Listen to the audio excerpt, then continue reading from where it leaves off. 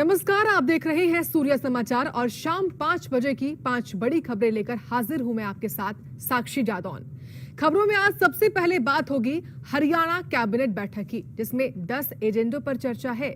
खबरों में दिखाएंगे कि किसान आंदोलन के दौरान बंद हाईवे को प्रशासन ने बहाल करना शुरू कर दिया है। आगे बताएंगे कि कैसे एक परिवार को कुत्ते को रोटी डालना भारी पड़ गया, तो वहीं दिखाएंगे कि हिमाचल सरकार को कैसे बड़ा झटका लगा है। और आखिर में बात होगी पहाड़ों की, जहां बर्फबारी के बाद लोगों का जनजीवन अब अस्त व्यस्त हो चुका है।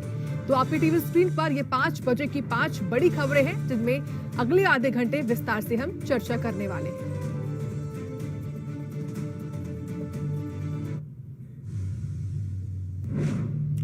शुरुआत सबसे पहली खबर के साथ, जो कि चंडीगढ़ से है। हरियाणा कैबिनेट की अहम बैठक चल रही है। बता दें कि मुख्यमंत्री मनोहर लाल इस बैठक की अध्यक्षता कर रहे हैं और कैबिनेट में 10 एजेंडों पर चर्चा बताई जा रही है। जमीन से जुड़े कई प्रस्तावों पर मुहर भी लग सकती है। कई ऐसे महत्वपूर्ण फैसले हैं जिनको हरी झंडी दे सकते हैं मुख्यमंत्री मनोहर लाल। तो ताजा अपडेट ये कि बैठक फिलहाल चल रही है। मुख्यमंत्री मनोहर लाल की अध्यक्षता में कैबिनेट की मीटिंग है और इस मीटिंग को लेकर पहले से ही अपडेट था कि 10 एजेंडे इसमें मुख्यमंत्री के सामने रखे जाएंगे और खास तौर से जमीन से जुड़े हुए कई प्रस्ताव होंगे जिन पर मुहर लगाई जा सकती है। तो मुख्यमंत्री कई मुद्दों को लेकर मंत्रियों के साथ चर्चा कर रहे हैं, क्योंकि काफी देर से बैठक ये चल रही है। इस खबर पर हमारे साथ एसोसिएट एडिटर राज ठाकुर जुड़ चुके हैं, उन्हीं से जानकारी लेंगे। राज, ताजा अपडेट क्या मिल रहा है आपको? हरियाणा कैबिनेट की बैठक दोपहर लगभग 3 बजे से चल रही है और अब शाम के 5 बज चुके हैं।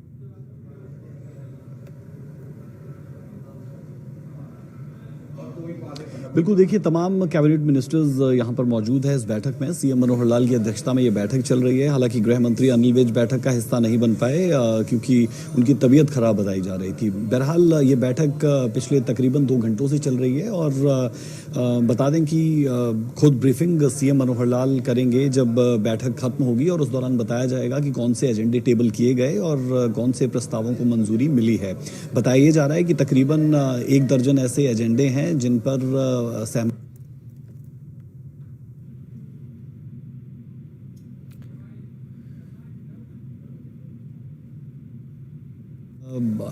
आचार संहिता से पहले की आखिरी कैबिनेट बैठक हो सकती है, क्योंकि कहा यह जा रहा है कि 14, 15 या 16 तारीख में लोकसभा चुनावों की तारीख का ऐलान हो सकता है और अगर तारीखों का ऐलान हो जाता है तो उसके बाद आचार संहिता लगेगी, जिसके बाद कैबिनेट की बैठक करना और किसी भी चीज़ को मंजूरी देना ये किसी के हाथ में नहीं रहेगा। ऐसे में ये बहुत इम्पोर्टेंट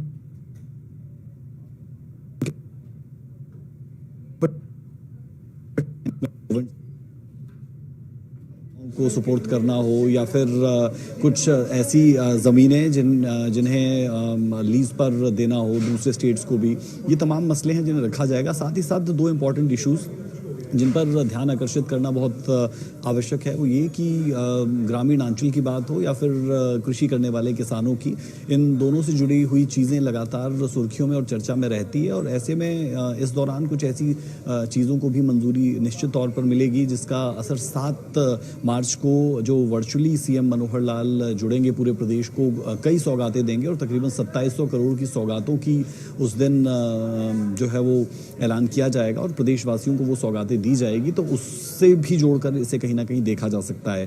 साथ ही साथ इम्पॉर्टेंट चीज़ ये भी यहाँ पर रहने वाली है कि बीते दिनों हमने देखा था कि ओलावृष्टि भी हुई थी। उस ओलावृष्टि में किसानों को भारी नुकसान का सामना करना पड़ा था। उससे जुड़े मसलों पर भी यहाँ पर मोहर लग सकती है और साथ ही साथ कुछ ऐसे एजेंडे भी टेबल किए जा सकते हैं जो भले ही एजेंडा लिस्ट में ना हो, लेकिन जिन पर चर्चा हो और चर्चा होते होते उन्हें भी मंजूरी मिल जाए।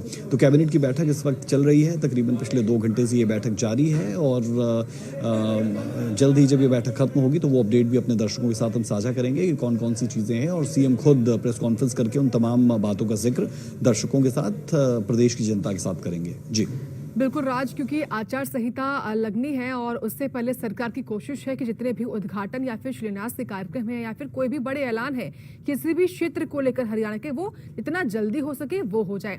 ऐसे में क्योंकि आचार संहिता से पहले आपने बताया कि ये आखिरी कैबिनेट की मीटिंग है, तो मैं आपसे समझना चाहूंगी इसलिए क्या सरकार, क्योंकि जो जानकारी आई हमारे पास उसके हिसाब से इस बैठक में जमीन से जुड़े हुए तो तमाम प्रस्ताव है उन पर मुहर लग सकती है, तो क्या इसलिए सरकार जो ग्रामीण क्षेत्र है, जो ग्रामीण हिस्सा है हरियाणा का, उसको कवर कर रही है इस कैबिनेट की मीटिंग में आचार संहिता से पहले?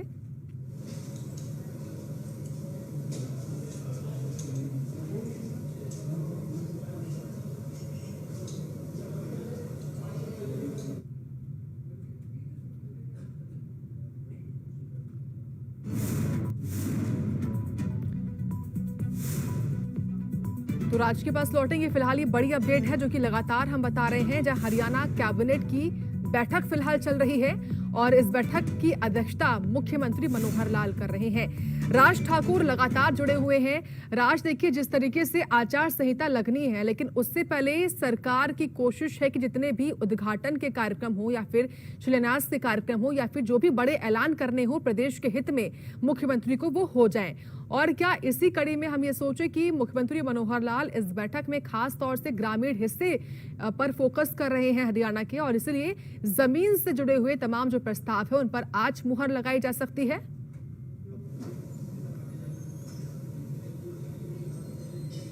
बिल्कुल, देखिए बहुत इंपॉर्टेंट है कि आज कैबिनेट बैठक है। 7 तारीख को सीएम वर्चुअली जुड़ेंगे और वर्चुअली जुड़ने के बाद करोड़ों की सौगातें वो प्रदेशवासियों को देंगे, तकरीबन 2700 करोड़ का ये आंकड़ा। उसके साथ साथ 11 तारीख को गुरुग्राम प्रधानमंत्री नरेंद्र मोदी पहुंचेंगे। तो आप इसी बात से अंदाज़ा लगा सकते हैं कि 5 तारीख को कैबिनेट होती है, 7 तारीख को वर्चुअली सीएम खुद जुड़ते हैं और पूरे प्रदेश में अलग अलग हिस्सों को सौगातें दी जाती है और 11 तारीख को खुद प्रधानमंत्री नरेंद्र मोदी गुरुग्राम पहुँच कई घोषणाओं का ऐलान करेंगे। तो ये तमाम फहरिस्त ये बताने के लिए काफ़ी है कि आचार संहिता ऑन द डोर है और लगातार दरवाजे पर दस्तक दे रही है, जिस कारण पहले ही तमाम चीज़ों को निपटाने की एक कोशिश हर प्रदेश की रहती है। कुछ ऐसी कोशिश हम हिमाचल में देख चुके हैं। एक कैबिनेट की बैठक अभी कल हुई और एक और कैबिनेट की बैठक आने वाले दिनों में 1 से 2 दिन में दोबारा होने वाली है। तो इसी से आप अंदाज़ा लगा सकते हैं कि हर प्रदेश, हर राज्य ये चाहता है कि आचार संहिता लगने से पहले वो कुछ उन चीज़ों को लॉक कर ले जिनको निपटाना या जिनके काम करना बेहद ज़रूरी है। और उसी के मद्देनज़र ये बहुत इंपॉर्टेंट कि आचार संहिता लगने से पहले कैबिनेट की बैठक में उन तमाम चीज़ों को मंजूरी मिल जाए जो लंबे समय से लाइन में है या फिर आपके प्लान ऑफ थिंग्स में है। और उसी प्लान ऑफ थिंग्स के तहत यहाँ पर भी कई ऐसी चीज़ें हैं जिन पर नज़रें निगाहें रहने वाली है। टर्म लोन की बात की जाए जो पीएनबी से लेने पर विचार हो रहा है 500 करोड़ का, उसे लेकर यहाँ पर मुहर लग सकती है। बात हिसार की जाए, बात नूह की जाए, इन तमाम जगहों पर कहीं ना कहीं नज़र है। और ख़ास तौर पर अगर आप नूह की बात करेंगे तो वहाँ पर नई दिल्ली को 1000 गायों के संरक्षण के लिए जो ज़मीन है, कई एकड़ ज़मीन, वो पट्टे पर दी जाएगी। आप उसे एक तरह की लीज़ भी कह सकते हैं कि 20 साल की लीज़ पर दी जाएगी। तो ये तमाम पहलू है और ज़मीनों से जुड़े, जानवरों से जुड़े, किसानों से जुड़े और आम आदमी से जुड़े कई ऐसे मसले हैं जो कैबिनेट की इस बैठक में आखिरी मोहर लग के मुकम्मल अंजाम तक पहुंचेंगे। जी ठीक है। साथ ही राज, एक आखिरी सवाल आपसे, जो एक और बैठक होनी है शाम को 7 बजे, वो किस संबंध में है, जरा बताइए।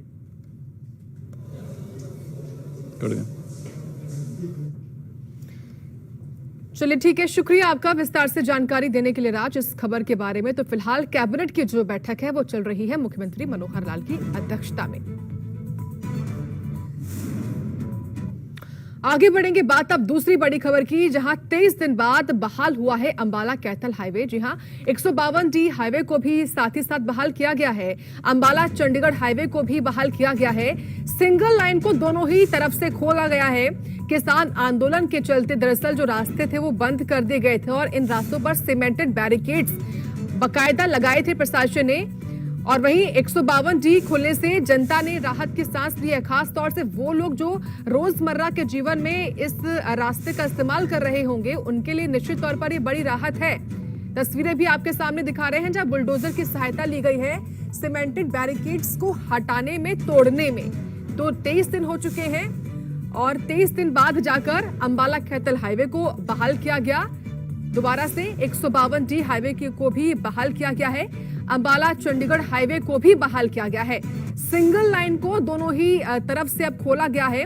किसान आंदोलन इसकी पीछे की वजह था क्योंकि आंदोलन के चलते ही रास्तों को बंद किया गया था, ब्लॉक किया गया था। इस खबर पर हमारे साथ सहयोगी नरेश सैनी जुड़ चुके हैं सीधे अंबाला से लाइव, उन्हीं का रुख करेंगे। नरेश, निश्चित तौर पर ये बड़ी राहत है उन लोगों के लिए जो कि रोजमर्रा के जीवन में इन रास्तों का इस्तेमाल कर रहे होंगे आने जाने में। 23 दिन बाद अंबाला कैथल हाईवे बहाल हुआ, 152D हाईवे भी बहाल हो चुका है और अंबाला चंडीगढ़ हाईवे को भी बहाल कर दिया गया है। क्या है जानकारी आपके पास? जी बिल्कुल साक्षी, देखिए मैं बताना चाहूँगा कि 13 तारीख की जो काल की थी जो किसानों ने दिल्ली कूच करने की, उसको लेकर 11 तारीख से ही जो है सभी जो पंजाब से लगते हाईवे हैं उनको बंद कर दिया गया था और सीमेंटेड बैरिकेड लगाकर उनको पुख्ता इंतजाम किए गए थे ताकि किसान दिल्ली की तरफ कूच न कर पाएं। लगभग 23 दिन का समय हो गया है और कहीं ना कहीं इसके चलते लोगों को भारी परेशानियों का सामना करना पड़ रहा था। हालांकि जो चंडीगढ़ अंबाला से चंडीगढ़ जाने वाला रास्ता है उसको शाम को ही खोलना शुरू कर दिया गया था और आज उसको सिंगल लाइन उसकी बहाल कर दी गई थी, जिसके चलते जो लोगों को परेशानी आ रही थी उसके चलते कहीं ना कहीं एक बड़ी राहत की जो सांस जो लोगों ने ली है, क्योंकि लोगों को बरवाला, रामगढ़ और पंचकुले से होकर जाना पड़ता था और इसके चलते जाम की स्थिति का भी जो है लोगों को सामना करना पड़ता था। कहीं ना कहीं जो मैक्स सिटी के लोग थे उनको भी कहीं ना कहीं अपने बच्चों को छोड़ने के लिए जो वहां से आने जाने के लिए जो जंगल का रास्ता था उससे जाना पड़ता था। उन्होंने सरकार से अपील की थी कि इसको कहीं ना कहीं, हालांकि पूरा रोड ना खोला जाए, कम से कम थोड़ा रोड जरूर खोला जाए ताकि लोगों को राहत मिले। जो स्थानीय लोगों की डिमांड के चलते प्रशासन ने इस पर संज्ञान लेते हुए कल शाम को ही इसके खोलने की तैयारी शुरू कर दी थी और आज सुबह उसको बहाल कर दिया गया था। इसके चलते ही जो अंबाला से कैथल जाने वाला 152D हाईवे है उसको भी आज खोला जा रहा है और इसके चलते जेसीबी मशीनें लगाई गई हैं और सीमेंटेड जो बैरिकेड लगाए गए थे उनको खोला जा रहा है और उसको आज कहीं ना कहीं एक बार फिर से चालू कर दिया गया है और इसके चलते कहीं ना कहीं जो लोगों को परेशानी आ रही थी उसको आज राहत की सांस जरूर ली है, क्योंकि लोगों को रास्ता बंद होने से काफी परेशानियों का सामना करना पड़ रहा था। बता दें कि ये अंबाला से बाईपास होता हुआ कैथल की तरफ जाता है, क्योंकि अंबाला से जो बीच में से रास्ता जाता है वो कहीं ना कहीं उसमें जाम लगता था। इसी के चलते सरकार ने इसको बाईपास बनाया था, जिसके चलते लोगों को काफी राहत मिली थी और ये राहत तब लोगों के लिए मुसीबत बन गई जब किसान आंदोलन के चलते इस रास्ते को बंद कर दिया गया था। आज एक बार फिर इस रास्ते को शुरू कर दिया गया है और कह सकते हैं कि अब जो लोग हैं उन्होंने राहत की सांस ली है और जो परेशानियां उनको आ रही थी कहीं ना कहीं उनसे अब उनको निजात मिल रही है। जी ठीक है, शुक्रिया नरेश विस्तार से बताने के लिए, हमको इस पूरी खबर के बारे में जानकारी देने के लिए। तो अंबाला चंडीगढ़ हाईवे को बहाल किया गया है और 23 दिन बाद जाकर इन रास्तों को बहाल किया गया है। आगे बढ़ेंगे, बात अब तीसरी बड़ी खबर की जो कि फरीदाबाद से है। दरअसल फरीदाबाद में 2 परिवारों में झगड़ा देखने को मिला। जानकारी है कि पूरा विवाद कुत्ते को रोटी डालने पर शुरू हुआ था। परिवार ने पड़ोसी पर जमकर लाठी डंडे भी बरसा दिए, लाठी डंडों से हमला कर बुरी तरीके से घायल भी कर दिया और ये जो पूरा विवाद है वो पास में ही लगे कैमरे में भी कैद हो चुका है। तो पुलिस ने कुत्ते को रोटी डालने वाले परिवार पर मुकदमा भी दर्ज कर लिया। तो बड़ी खबर है ये फरीदाबाद से, जहां 2 परिवारों में झगड़ा होता है और ये जो झगड़ा है वो कुत्ते को रोटी डालने से शुरू होता है, जिसका फुटेज भी सामने आ चुका है। आपको तस्वीरें भी दिखाएंगे कैसे 2 परिवार आपस में भिड़ जाते हैं, जमकर लाठी डंडे बरसाते हैं और इस विवाद में कई लोग जो है वो घायल भी हुए। तस्वीरें देखिए, ये 2 परिवारों की महिलाएं हैं और कैसे लाठी डंडे इनके हाथों में है। इसमें आप देख सकते हैं कैसे लगभग 5 से 6 जो लोग हैं वो शामिल हैं और जो सफेद गाड़ी खड़ी हुई है उसके पास में कुत्ता भी है सफेद रंग का, जिसको संभवतः रोटी डाली गई होगी और उसी रोटी को डालने को लेकर जो पूरा विवाद है वो शुरू हुआ था। और ये पूरी जो घटना है वो वहां लगे हुए कैमरे में कैद हो चुकी है, जिसकी तस्वीरें भी आपके सामने हैं। हालांकि पुलिस ने फिलहाल इस मामले में मुकदमा दर्ज कर लिया है, वो भी पुलिस ने कुत्ते को रोटी डालने वाले परिवार पर मुकदमा दर्ज किया जिसकी गलती बताई जा रही थी। इस खबर को और समझेंगे, जानकारी हासिल करेंगे हमारे सहयोगी दीपक गौतम से। दीपक, ये पूरा मामला क्या है? कुत्ते को रोटी डालने पर विवाद क्यों शुरू हुआ, क्या वजह थी और ताजा अपडेट क्या है? देखिए साक्षी, ये जो विवाद है ना, ये विवाद आपको तमाम मोहल्लों में देखने को मिलेगा। चूंकि आजकल आमतौर पर देखने को ये मिलता है कि लोग शाम के समय अपने घरों से निकलते हैं, किसी मोहल्ले में जाते हैं, किसी पार्क में जाते हैं और वहां पर जाकर कुत्तों को रोटी डाल देते हैं। और ये आपके आसपास के तमाम इलाकों में आपने को देखने को मिलेगा। पहले मैं इस मामले की बात करता हूँ, फिर आपको इसका विस्तृत पहलू समझाता हूँ कि दरअसल पूरी स्थिति है क्या। पूरा मामला ये है कि मलिंद्रा रोड है। मलिंद्रा रोड पर एक कुतिया ने बच्चों को जन्म दिया है, जिसके बाद वो कुतिया पड़ोस के मकान, पड़ोस में एक खाली प्लॉट है, वहां पर रह रही है। एक परिवार है जो रोज जाता है वहां पर, उनको रोटी डाल के आता है, उनको दूध डाल के आता है। अब स्थिति क्या है कि वो कुतिया, चूंकि बच्चे उसके हुए हैं, तो कुतिया चिड़चिड़ी हो गई है और चिड़चिड़ी होने की वजह से लगातार वहां के आसपास से जो भी निकलता है उसके ऊपर भौंकती है, उसके पीछे भागना शुरू कर देती है। और इसकी वजह से मोहल्ले के तमाम लोग परेशान हैं कि कुत्ता लगातार उनके पीछे भाग रहे हैं। सड़क पर बच्चे निकल रहे हैं तो बच्चों के पीछे भाग रहे हैं। और इसी बात को लेकर ये पूरा विवाद शुरू हुआ। तो एक व्यक्ति हैं जो पड़ोस में ही रहने वाले हैं, उन्होंने कुत्ते में डंडा मारा और जो रोटी डालने वाले शख्स हैं वो उनके पास पहुंचे कि आपने क्यों मारा। विवाद बढ़ा और विवाद इस तरह बढ़ा कि दमकर दोनों के बीच में मारपीट हो गई। फिलहाल की स्थिति ये कि कुत्ते डालने वाले पक्ष के खिलाफ मामला दर्ज हो चुका है, पुलिस ने मामला दर्ज कर लिया है, जल्दी ही गिरफ्तारी की बात हो रही है। अब आप इसका पहलू समझिए, दरअसल हो क्या रहा है कि ये एक आम समस्या बन गई है। और आम समस्या कैसे है कि दिल्ली हाईकोर्ट ने भी एक ऐसे ही मामले में दिल्ली सरकार से जवाब मांगा है। और वो जवाब ये मांगा है कि जो लोग इस तरीके से खुले में लोगों को रोटियां डालते हैं और उसके बाद कुत्ते उनके पीछे भागते हैं। चूंकि दिल्ली में एक मामला सामने आया था कि 3 साल की एक बच्ची के पीछे आवारा गली के कुत्ते पड़ गए और उन कुत्तों ने बुरी तरह से उस 3 साल की बच्ची को काट लिया, जिसके चलते उसकी मौत हो गई थी। मामला कोर्ट पहुंचा और कोर्ट ने नोटिस जारी किया सरकार को लेकर, नगर निगम को लेकर, और उनसे साफ तौर पर पूछा गया कि इस तरीके के जो लोग हैं जो कि सार्वजनिक जगहों पर इस तरीके से कुत्तों को रोटियां डालते हैं और उसके बाद कुत्ते आवारा होकर लोगों के पीछे भागकर उनको काटने लगते हैं, तो ऐसे लोगों के लिए सरकार क्या कर रही है। तो ये विवाद केवल यहाँ तक नहीं है, केवल बल्लभगढ़ का नहीं है, ये विवाद दिल्ली में भी चल रहा है। तमाम देश के अलग अलग हिस्सों में आपको देखने को मिलेंगे, तमाम नोएडा की सोसाइटियों में आपको देखने को मिलेंगे कि लोग कुत्तों को पालते जरूर हैं, लेकिन ये भूल जाते हैं कि ये दूसरों पर हमला न कर दें, इसके लिए जिम्मेदारी उनको तय करनी होती है। और तमाम जगह पर यह दिक्कत सामने आती है। यही दिक्कत बल्लभगढ़ में ज्यादा बढ़ गई जब एक व्यक्ति के पीछे वो पड़ गई और उनको काटने की कोशिश की। बच्चों के पीछे लगातार वो कुतिया जो है लगातार जा रही थी, उनको काटने की कोशिश कर रही थी और इसका विरोध हुआ और विरोध के बाद अगला सवाल आपसे है, भले ही ये जो पूरा विवाद है वो 2 परिवारों से शुरू हुआ, लेकिन ये जरूरी नहीं कि 2 परिवारों तक ही सीमित होगा। इस मोहल्ले में जो और भी लोग रहते हैं उनका क्या कहना है? देखिए, मोहल्ले के तमाम लोग इस बात से परेशान थे और वो इसी बात से परेशान थे कि दरअसल जो प्लॉट है उस प्लॉट में उस कुतिया को रोटी दी जा रही थी। ये तो एक मानवीय पहलू है कि आप जानवर के पास जाते हैं, जानवर को रोटी देते हैं, उसको खाने के लिए कुछ देते हैं, ये तो एक मानवीय पहलू है। लेकिन इसका दूसरा पहलू ये है कि जब उसके पास से कुछ बच्चे निकलते हैं, उसके पास से कुछ पैदल यात्री निकलते हैं, उसके पास से बुजुर्ग निकलते हैं, तो वो कुत्ते जो है, जो गली के आवारा कुत्ते हैं, वो उन महिलाओं के पीछे भागते हैं, छोटे बच्चों के पीछे भागते हैं, जिसके चलते कई बार हादसे हो चुके हैं। और ये सबसे बड़ी दिक्कत है कि आप मानवीयता निभाइए, आप कुत्तों को रोटी डालिए, आप जानवरों को रोटी डालिए, उसमें किसी को कोई शक नहीं है। ये मानवीयता का काम है जो सबको करना चाहिए। लेकिन साथ ही साथ ये जिम्मेदारी भी सुनिश्चित करनी पड़ेगी कि ये लोग, ये जो आवारा जानवर हैं, ये आवारा जानवर किसी पर हमला ना कर दें। ये आवारा जानवर किसी की ऐसी स्थिति ना बना दे कि बच्चों को निकलने में, उस इलाके से निकलने में डर लगे। लोग बता रहे हैं, जिस इलाके की बात है, मलिंद्रा रोड जिसकी बात हम कर रहे हैं, लोग बता रहे हैं कि जब आसपास के बच्चे जब वहां से निकलने की कोशिश करते हैं तो बच्चों के पीछे वो कुतिया भागती है। इसके अलावा जो बाकी लोग हैं वो निकलते हैं, बाइक सवार निकलते हैं तो उनके पीछे लंबी दौड़ लगाते हैं। कई बार दुर्घटनाएं होने से बची है और इसी बात का विरोध जो है ये पीड़ित परिवार कर रहा था। और जब विरोध हुआ तब मारपीट की स्थिति हुई और तब एफआईआर की स्थिति हुई। लेकिन ये जो सवाल है ये काफी बड़ा है। जैसे अभी मैं लाइव दे रहा हूं तो आप मेरे पीछे सुन पा रहे होंगे कि आसपास के इलाके में आवारा कुत्तों के भौंकने की आवाज आपको आ रही होगी और ये एक बड़ी समस्या है जिस पर निदान करने की बहुत बड़ी जरूरत समस्या है। और इस समस्या से निपटने के लिए जरूरी है कि कोई ठोस कदम वो उठाया जाए। जो मामला जिस मोहल्ले का है, क्या इस मामले के बारे में जो रेस्क्यू टीमें होती हैं, जो खास तौर से पशु बचाव दल होते हैं, जो एनजीओज भी होते हैं, क्या उन तक ये मामला पहुंचा है, उनके संज्ञान में है? और क्या ऐसे खास तौर से कुत्तों को उठाकर ये टीमें लेकर जाएंगी अब, क्योंकि मामला पुलिस तक भी पहुंच चुका है?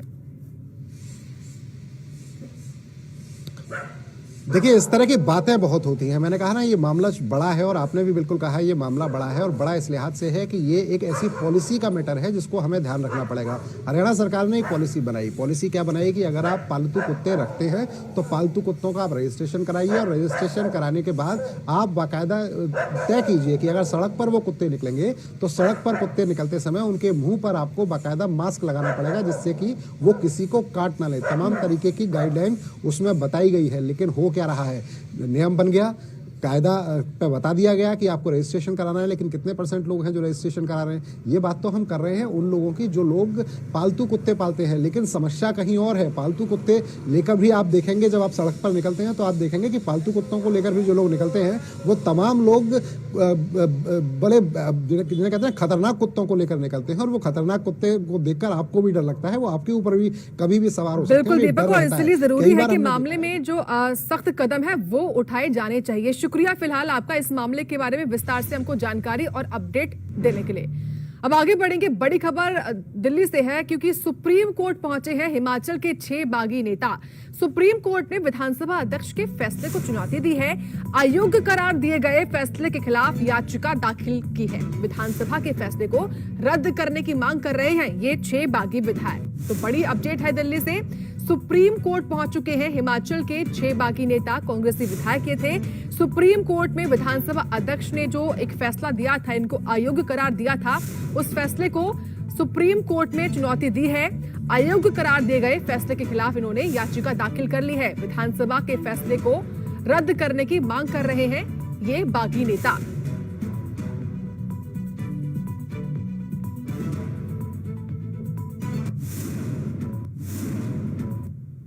और अब बात पहाड़ों की।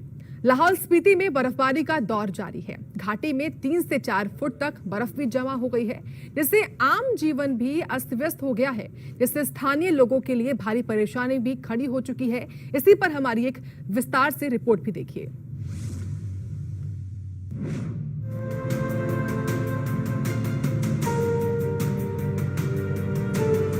ये तस्वीरें काफी खूबसूरत हैं। ये तस्वीरें काफी मनमोहक भी हैं। हिमाचल प्रदेश में जब बर्फबारी होती है तो पर्यटकों का सैलाब उमड़ पड़ता है। दूर दराज से लोग प्रदेश की खूबसूरती का दीदार करने के लिए पहुंचते हैं, क्योंकि मन को मोह लेने वाली ऐसी तस्वीरें कहीं और देखने को नहीं मिलती। लाहौल घाटी में बर्फबारी का दौर जारी है। इतनी बर्फबारी शायद पर्यटकों के लिए अच्छी साबित हो, लेकिन स्थानीय लोग उतने ही परेशान नजर आ रहे हैं। लाहौल घाटी में बर्फबारी से लोगों का जनजीवन बुरी तरीके से प्रभावित हुआ है। कई फुट तक बर्फ जमा हो गई है। वहीं एक भाई ने अपनी बहन को परीक्षा दिलवाने के लिए 3 से 4 फुट बर्फ को लांघते हुए परीक्षा केंद्र तक पहुंचाया। ये रास्ता लाहौल उपमंडल के अंतर्गत आने वाले केलांग से 20 किलोमीटर दूर खंगसर गांव से परीक्षा केंद्र गोंधला तक जाता है, जो सोशल मीडिया पर वायरल भी हो रहा है। वहीं बर्फबारी के बाद सीमा सड़क संगठन और लोनीवी ने संपर्क सड़क मार्ग खोलने का कार्य शुरू कर दिया है। हालांकि अभी तक जिला मुख्यालय समेत घाटी के सभी इलाकों में बिजली आपूर्ति 72 घंटे से बंद है। बिजली विभाग की माने तो मनाली सप्लाई और थिरोट सप्लाई में दिक्कत आने के कारण बिजली को रिस्टोर करने में काफी परेशानी हो रही है। इस भारी बर्फबारी ने जनजीवन अस्त व्यस्त करके रखा है। ऐसे में कब तक आम जिंदगी पटरी पर आती है, ये देखने वाली बात होगी, और ऐसा तभी मुमकिन हो पाएगा जब मौसम का रुख वादियों के साथ तब्दील होगा। लाहौल स्पीति से सूर्य समाचार के लिए प्रेमलाल की रिपोर्ट। और इसी के साथ 5 बजे की 5 बड़ी खबरों में इतना ही। आप देखते रहे सूर्य समाचार।